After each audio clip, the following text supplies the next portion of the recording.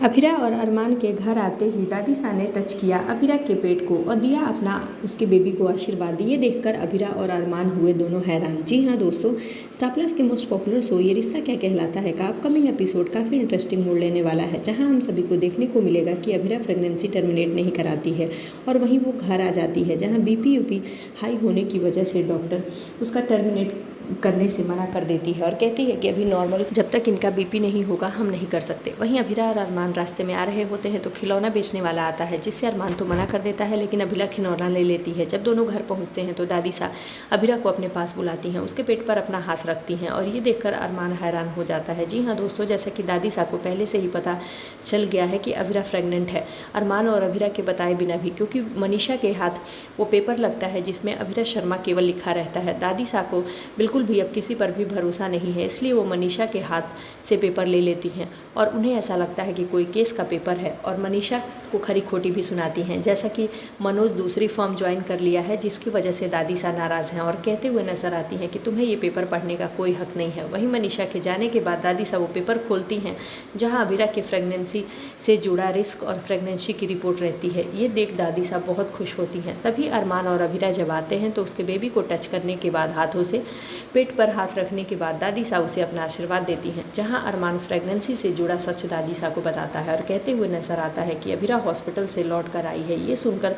दादीसा के साथ साथ पूरे परिवार वालों के होश उड़ जाते हैं। वहीं दादीसा अरमान को ये भी कहते हुए नजर आती हैं कि लड्डू गोपाल का शायद इशारा हो, क्योंकि अभिरा दादीसा को लड्डू गोपाल बार बार उसके पास आने और गोद में आने की बात दादीसा को बताती हैं, जहां दादीसा अरमान को समझाती हैं कि भगवान की मर्जी शायद यही हो कि वो बेबी इस दुनिया में आए। जहां अरमान कहते हुए नजर आता है कि दादीसा मैं नहीं चाहता कि वो बच्चा मेरे जैसे हो, क्योंकि अरमान के पैदा होते ही उसकी माँ इस दुनिया से चली गई थी, तो अरमान को ऐसा लगता है कि कहीं उसके साथ भी ऐसा ना हो, इसलिए वो किसी भी हाल में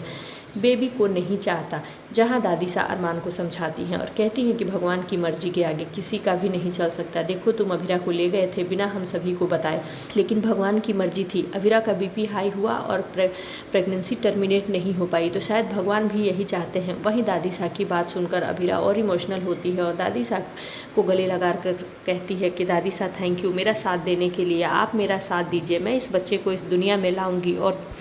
मुझे कुछ भी नहीं होगा। वहीं विद्या को अपनी गलती का एहसास होता है। जी हाँ दोस्तों, दूसरी तरफ रूही को जलन होती है, क्योंकि जैसा कि रूही गोयंका हाउस जाती है वहाँ भी जानू और सबसे गुस्सा होकर चली जाती है, क्योंकि उसे ऐसा लगता है कि सब लोग अभिरा को प्यार करने लगे हैं। लेकिन जब इधर घर आएगी, अभिरा की प्रेगनेंसी की सच्चाई सबके सामने आएगी, तो विद्या का रवैया अभिरा के प्रति बदल जाएगा और वो अभिरा को भी प्यार करती हुई नजर आएगी, जिससे अब रूही के दिल में अभिरा के लिए और नफरत हम सभी को देखने को मिलेगी। सो आगे के अपडेट्स में हम सभी को ये देखने को मिलेगा कि जहां दादीसा और विद्या अभिरा का भी ख्याल रखेंगी और दादीसा तो अभिरा पर अपना प्यार न्यौछावर करती हुई दिखाई देंगी। अब आगे के एपिसोड देखना खास होगा कि क्या अभिरा सही सलामत अपने इस बच्चे को दुनिया में लाती है या नहीं। आगे के लेटेस्ट और धमाकेदार अपडेट्स के लिए जुड़े रहें हमारे साथ, जहां चारू की इंगेजमेंट और शादी से लेकर बहुत ज़्यादा ड्रामा और ट्विस्ट हम सभी को देखने को मिलेगा। Thank you for watching.